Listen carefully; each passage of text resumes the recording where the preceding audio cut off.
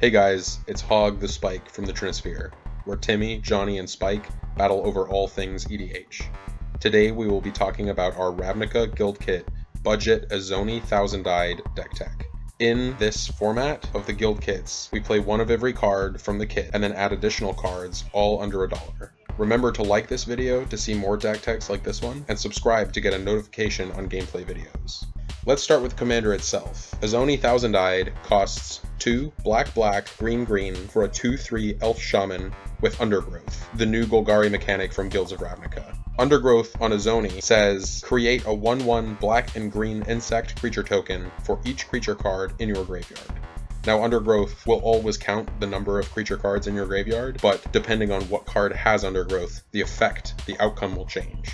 When Izoni enters the battlefield, you will get the tokens. And it also has pay black-green, sacrifice another creature, gain 1 life, and draw a card. We've broken up this deck tech into multiple categories to make things easy. First off, we have removal. We have plenty of both creature and spell-based removal in this deck. We want a majority base of creatures to fuel our graveyard so we get the most out of our general.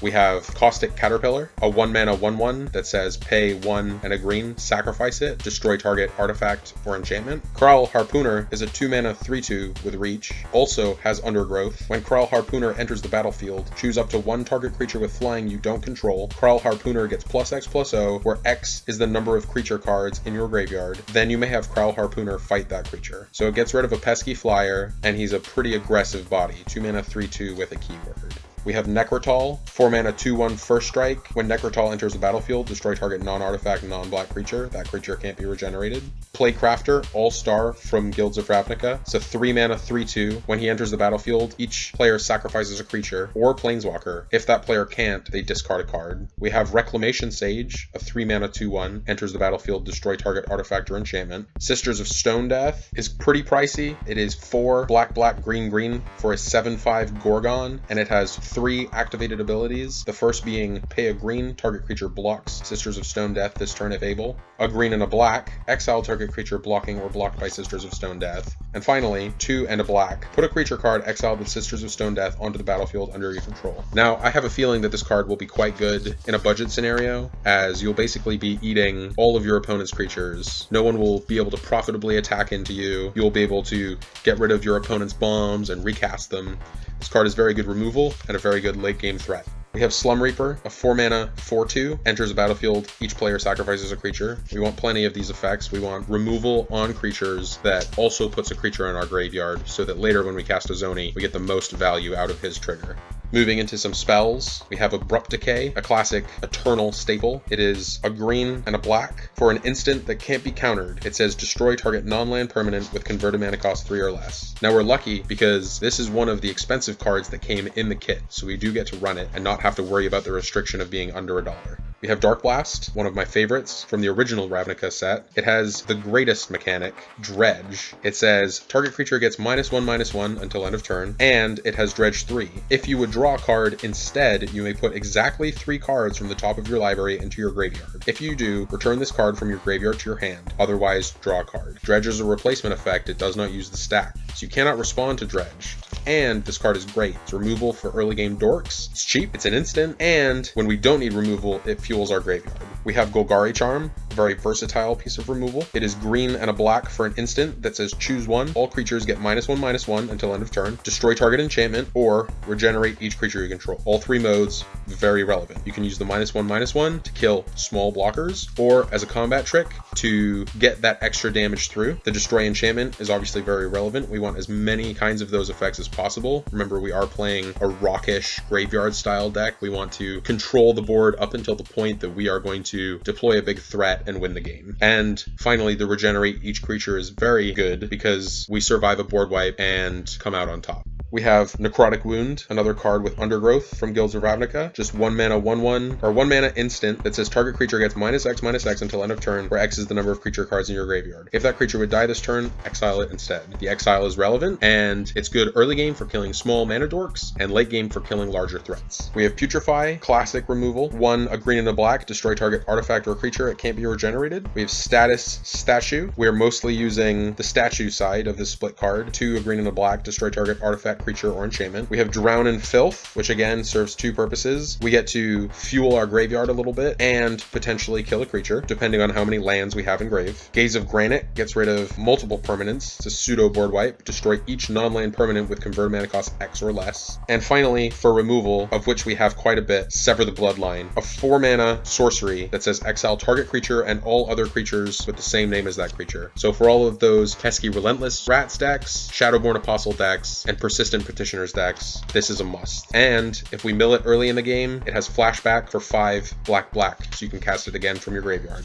Our next category will be ramp and mana selection. We have Dawntreader Elk, a 2-mana 2/2 that says pay a green and sacrifice Dawntreader Elk, search your library for a basic land card and put it onto the battlefield tapped and shuffle your library. We have Deathrite Shaman, another Eternal Classic, and again came in the guild kit. We were very lucky to have these staples. It's a 1-mana 1/2, some people call it a Planeswalker, Elf Shaman, that says tap, exile target land card from a graveyard, add 1 mana of any color to your mana pool. A black and tap, exile target instant or sorcery card from a graveyard, each opponent loses 2 life. And a green and tap, exile target creature card from a graveyard, you gain 2 life. So this is graveyard control on a stick. It's ramp. It's a good blocker in the early game. It's a 1/2, so it blocks the other mana dorks. And the second ability, the black exile an instant or sorcery, drains or pings each opponent for 2, which is very relevant. We've got Elves of Deep Shadow, which is another mana dork, a 1-mana 1/1 that taps for black. Glowspore Shaman, another card that fits 2 roles. It's a green-black 3/1 that ETB puts the top 3 cards of your library into your graveyard. And then you may put a land card from your graveyard on top of your library. Now, not ideal because you're not necessarily ramping, but you are guaranteeing a land drop and putting 2 additional cards in the grave, so more creatures to fuel Izoni. We have Molder Hulk, another card with Undergrowth from Guilds of Ravnica. He is a 7 black-green 6/6 that costs 1 less to cast for each creature card in your graveyard, so ideally he just costs green-black for a 6/6 that ETBs to put a land card from your graveyard to the battlefield. Not basic, it could be any land. Satyr Wayfinder, 2-mana 1/1, puts the top 4 cards into your graveyard, and you may put a land from among them into your hand. We also have Yavimaya Elder, EDH classic card. He is a 1 green 2/1 human druid. When he dies, you may search your library for up to 2 basic land cards,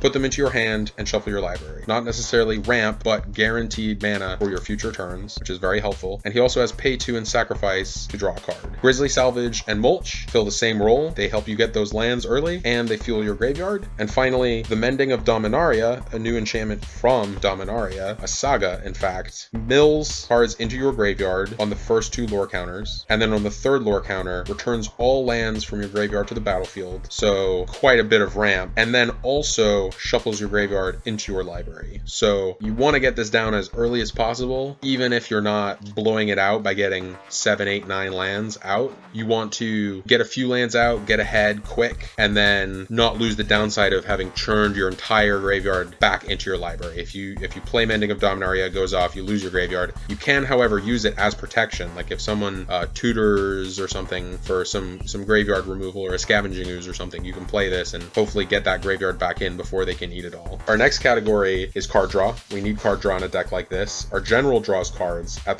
the cost of sacrificing a creature, but we also have some cheap ones. We have Dusk Legion Zealot, a 2-mana 1/1 that ETBs to draw a card, as does Elvish Visionary, also a 2-mana 1/1 that ETBs to draw a card. We have Generous Stray, 2 and a green for a 1/2 cat that ETBs to draw a card. And then we have Soul of the Harvest, a 6-mana 6/6 that says whenever another non-token creature enters the battlefield under you control, you may draw a card. So that's your primary one. You want to use the Dusk Legion and the Elvish Visionary early game, fix your draws, and then you drop a late game Soul of the Harvest, and you just start casting your cheap 1s, 2s, 3s, drawing extra cards. We have our Graveyard Fuel. We want to put, again, as many creatures in the graveyard as possible. So we have Gate to the Afterlife, one part of our God Pharaoh's Gift combo. Gate to the Afterlife is a 3-mana artifact that says whenever a non-token creature you control dies, you gain 1 life. Then you may draw a card. If you do, discard a card. Then you may pay 2 and tap it to sacrifice Gate to the Afterlife. Search your graveyard, hand, and or library for a card named God Pharaoh's Gift and put it onto the battlefield. If you search your library this way, shuffle it. Activate this ability only if there are 6 or more creature cards in your graveyard. 6 is not a hard number to achieve in a deck like this. This card is amazing. It draws you cards, it loots, it'll put a creature in the grave to fuel its second ability. It gains you small marginal life, which is okay. We're not going to turn down an extra life a turn. And it puts our God Pharaoh's Gift into play, and we'll talk about God Pharaoh's Gift Gift here in a minute. We've got, again, Mulch and Grizzly Salvage. They put multiple cards into the graveyard. We have Mending of Dominaria, like we talked about before, and Deadbridge Chant. Now, Deadbridge Chant is a very good one, another reprint that was in the guild kit. It is a 4 green-black enchantment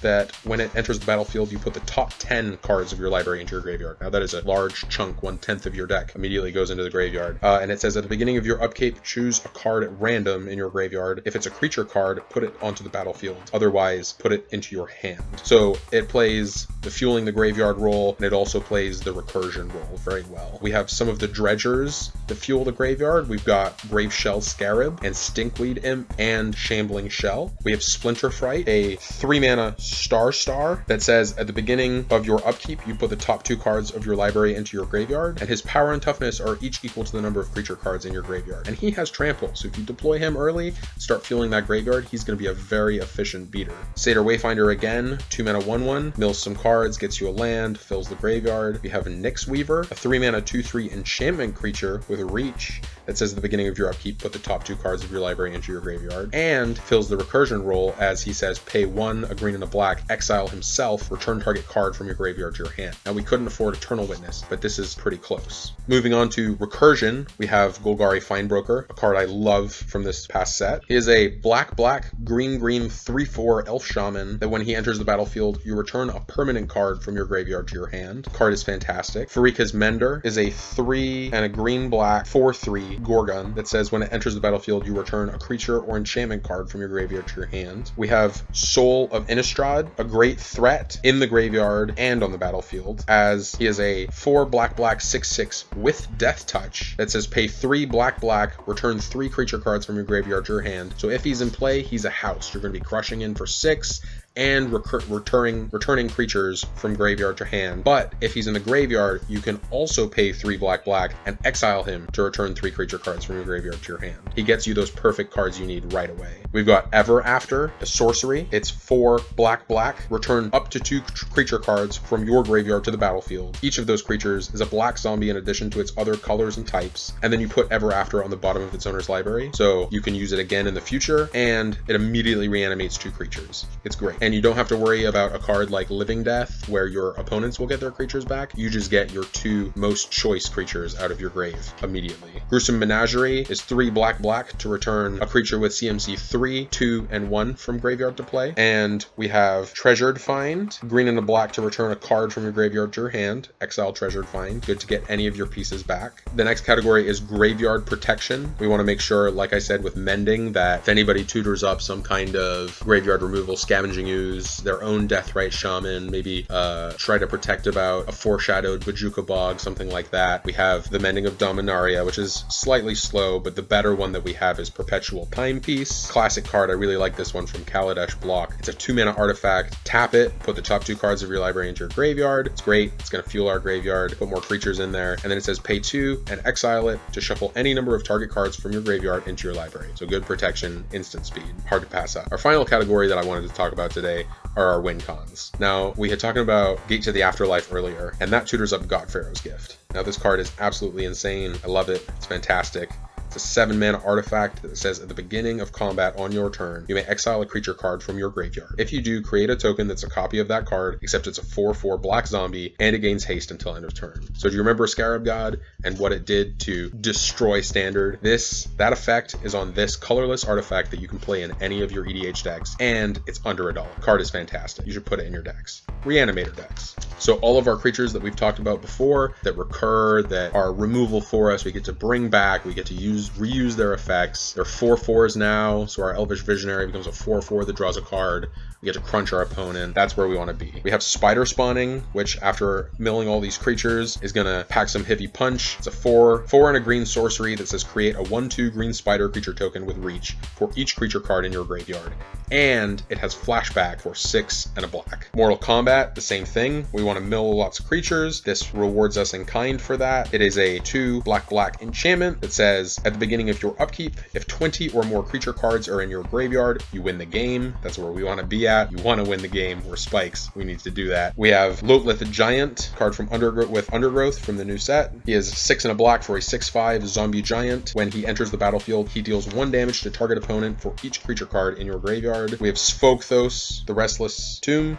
It's a man land. I love man lands. They're great. Whenever you have a land that fills the role of a spell, you're getting effectively a free card. It is a land that taps for colorless, and then you can pay 3, a green and a black, to animate it, and he becomes a plant zombie creature with power and toughness equal to the number of creature cards in your graveyard. So it is a threat that can come out of nowhere. Maybe people aren't paying attention. You can clock someone. You could potentially kill them. We have Gerard, Golgari Lichlord, green, black for a 2/2 zombie elf. He gets +1/+1 for each creature card in your graveyard, and then he says pay 1 green black, sacrifice another creature. Each opponent loses life equal to the sacrificed creature's power. Again, remember it's each opponent, so you can kill the table. And sacrifice a swamp and a forest, return him from your graveyard to your hand, so he recurs himself. We also have Kessig Cagebreakers, 4 and a green for a 3/4 human rogue. Whenever Kessig Cagebreakers attacks, you create a 2/2 green wolf creature token that's tapped and attacking for each creature card in your graveyard. Another threat that looks harmless on the surface, but when someone asks to look at your graveyard and you clock them for 30, they'll know why this is a good card. And finally, in the win con category, we have Centaur Vinecrasher. 3 and a green for a 1/1 plant centaur with trample. He enters the battlefield with a number of +1/+1 counters on him equal to the number of land cards in all graveyards. Whenever a land card is put into a graveyard from anywhere, you may pay green. If you do, return Centaur Vinecrasher from your graveyard to your hand. Alright guys, that's been my deck tech by Hog. And remember, if you're not first, you're last.